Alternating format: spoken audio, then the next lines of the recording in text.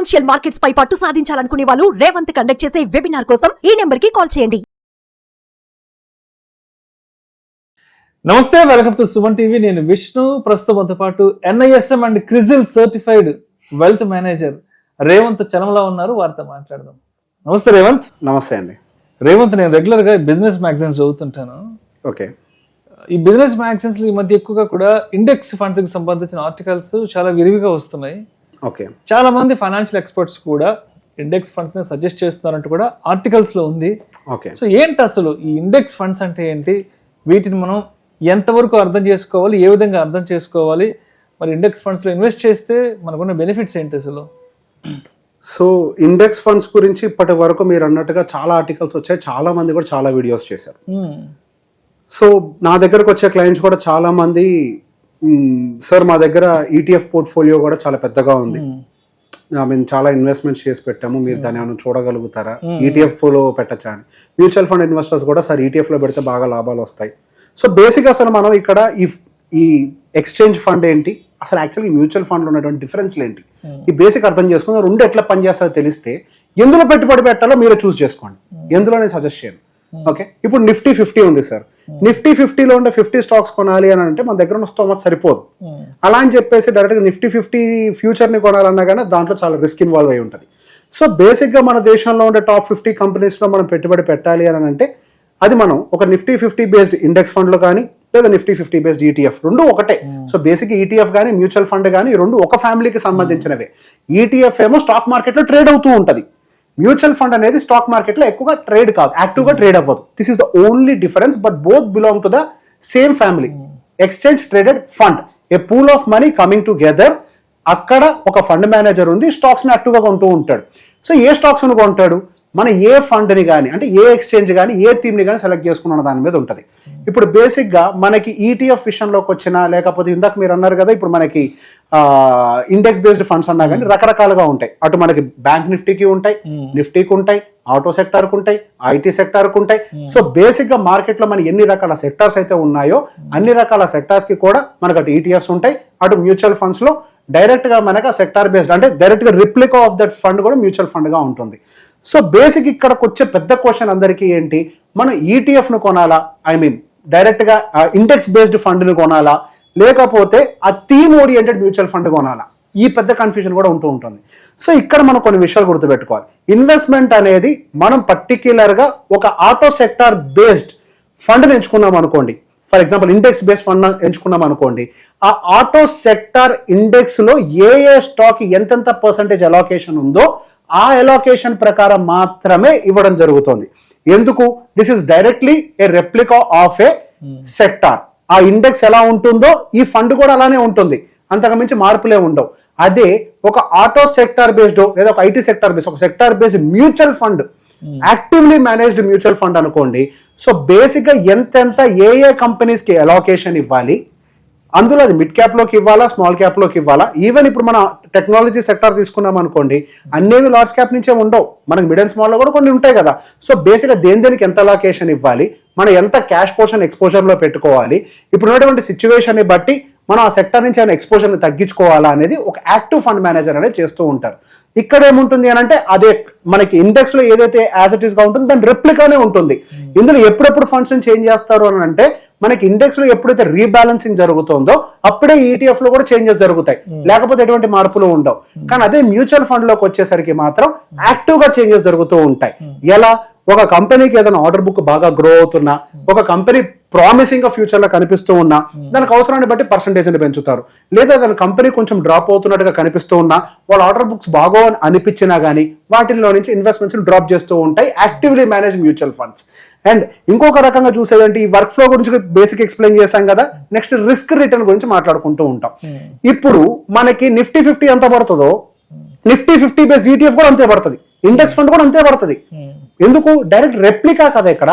కానీ అదే మనం ఇప్పుడు Nifty 50 అదే స్మాల్ క్యాప్ కూడా చూసుకోండి, దానికి సంబంధించిన డైరెక్ట్ ఇండెక్స్ ఫండ్ కూడా అంతే పడుతుంది. ఆ టెక్నాలజీ బేస్ కానివ్వండి, ఇండెక్స్ ఫండ్ సేమ్ పడుతుంది. అదే మనకి మ్యూచువల్ ఫండ్ విషయంలోకి వచ్చేసరికి మనకి డ్రా డౌన్ అనేది అంత ఉండదు. సో దానికి గల రీజన్ ఏంటి? This is actively managed. ఎప్పుడైతే మార్కెట్ లో రిస్క్ అనేది కనిపిస్తూ ఉంటుందో మ్యూచువల్ ఫండ్ లో వాళ్ళు దానికి సంబంధించినటువంటి ఎక్స్పోజర్ని తగ్గించుకునే ప్రయత్నం చేస్తారు. అవసరమైతే డెప్ట్లోకి మూవ్ చేస్తారు, లేకపోతే కొంచెం డిఫెన్సివ్ బేస్డ్ స్టాక్స్ లోకి మూవ్ చేస్తూ ఉంటారు. ఎంతసేపటికి ఇక్కడ క్యాపిటల్ ని ప్రొటెక్ట్ చేయడానికి ట్రై చేస్తూ ఉంటారు. వీళ్ళెందుకు ఇట్లా మూవ్ చేస్తారు, వీళ్ళెందుకు ఇట్లా మూవ్ చేయకూడదు అని అంటే సెబీ నామ్స్ ప్రకారం ఇండెక్స్ ఫండ్ అనేది డైరెక్ట్ రెప్లికాగా ఉండాలి.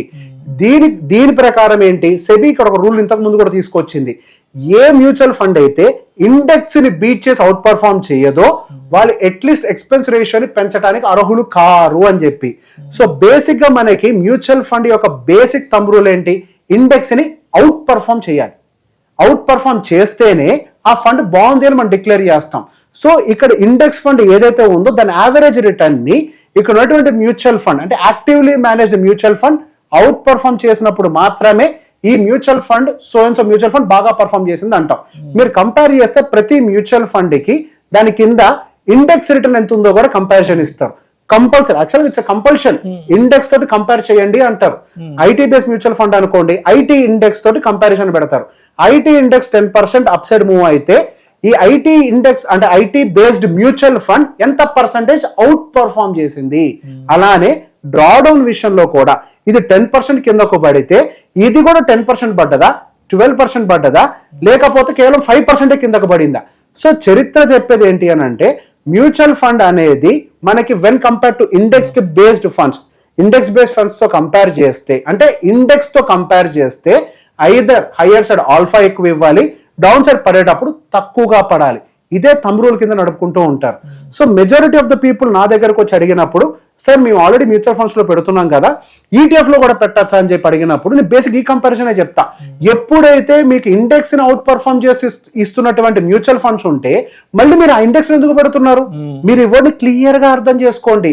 ఇండెక్స్ ని బీట్ చేసి అవుట్ పర్ఫార్మ్ చేస్తుంది అంటే దాని మీనింగ్ మీరు డైరెక్ట్ గా వెళ్ళి ఇండెక్స్ లో పెడతానంటున్నారు, ఇక్కడేమో అవుట్ పర్ఫార్మ్ చేసే మ్యూచువల్ ఫండ్స్ చాలా ఉన్నాయి. సో బేసిక్ గా మనకి ఎక్కడైతే అవుట్ పర్ఫార్మింగ్ జరుగుతుందో వాటిలో పెట్టాలి. అండ్ ఎస్ ఇక్కడ ఒకటి మాత్రం డెఫినెట్ గా మన మ్యూచువల్ ఫండ్ తో కంపేర్ చేస్తే ఫండ్ అంటే ఇండెక్స్ ఫండ్ బాగా పర్ఫార్మ్ చేస్తుంది, అది కేవలం నిఫ్టీ 50. లార్జ్ క్యాప్ విషయంలోకి వచ్చేసరికి మనకి డైరెక్ట్ గా large cap base mutual funds index ని బీట్ చేయట్లేదు. But when compare to mid cap, small cap or sector based, అది ఐటీ సెక్టర్ కానివ్వండి, ఫార్మాసిటికల్ కానివ్వండి, ఈ సెక్టర్ బేస్డ్ ఈటీఎఫ్స్ తో కంపేర్ చేస్తే అంటే ఆ ఇండెక్స్ తో కంపేర్ చేస్తే ఎప్పుడు కూడా ఇవి అవుట్ పర్ఫార్మ్ చేస్తూనే ఉంటాయి. వీళ్ళు ఎప్పుడు కూడా రిస్క్ ని మిటిగేట్ చేయడానికి ట్రై చేస్తూ ఉంటారు. అండ్ ఇక్కడ వచ్చేసరికి మనకి డైలీ అంటే లిటరల్ గా చెప్పాలంటే minute to minute ETF minute to minute మనకు చేంజ్ అవుతూ కనిపిస్తూ ఉంటాయి. అంటే మనకి ట్రేడ్ చేయాలనే ఇది కనిపిస్తూ ఉంటది. ఇది tradable product, both are same. రెండు కూడా ఫైనల్ గా ఫండ్ పూల్ చేసి పెట్టేదే. ఇదేమో ట్రేడబుల్ ప్రోడక్ట్, ఇదేమో కేవలం investing product. That is the only difference. So basic గా ఎస్ ఈటీఎఫ్ ని చూస్ చేసుకోవడం తప్పు కాదు. ఎవరైతే యాక్టివ్ గా ట్రేడ్ చేస్తారో, స్వింగ్ ట్రేడింగ్ అంటుంటారు కదా, అంటే ఒక 5% పైకి వెళ్ళగానే నేను దాన్ని బుక్ చేసుకుంటాను, 10% పైకి వెళ్ళగానే నేను దాన్ని బుక్ చేసుకుంటాను అని అనుకుంటారో వాళ్ళ కోసం డిజైన్ చేయబడింది ఈటీఎఫ్. యాక్చువల్ గా ఎవరైతే లాంగ్ టర్మ్ లో పెట్టుబడులు పెట్టి 5 సంవత్సరాలు, 10 సంవత్సరాలు, 15 సంవత్సరాలు లాంగ్ టర్మ్ లో పెట్టుబడులు పెట్టి ఎదురు చూడాలనుకుంటారో వాళ్ళ కోసం డిజైన్ చేయబడింది mutual fund. But end of the day long term లో ఈటీఎఫ్ కంటే కూడా ఇప్పుడు మ్యూచువల్ ఫండ్ డామినేట్ చేస్తుంది.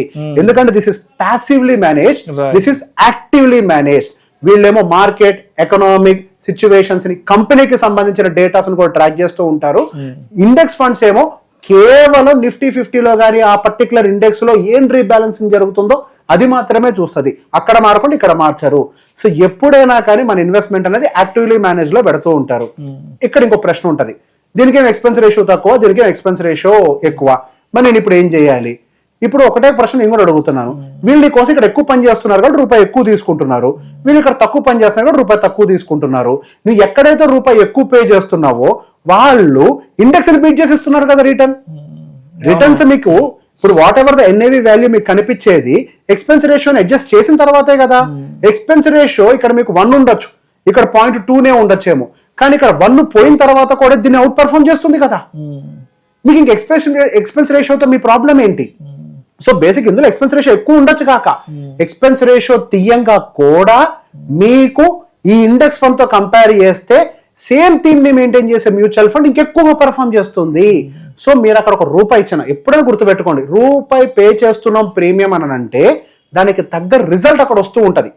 సో మ్యూచువల్ ఫండ్ తో కంపేర్ చేస్తే ఈటీఎఫ్ బెటర్? నో. ఇది వేరు, ఇది వేరు.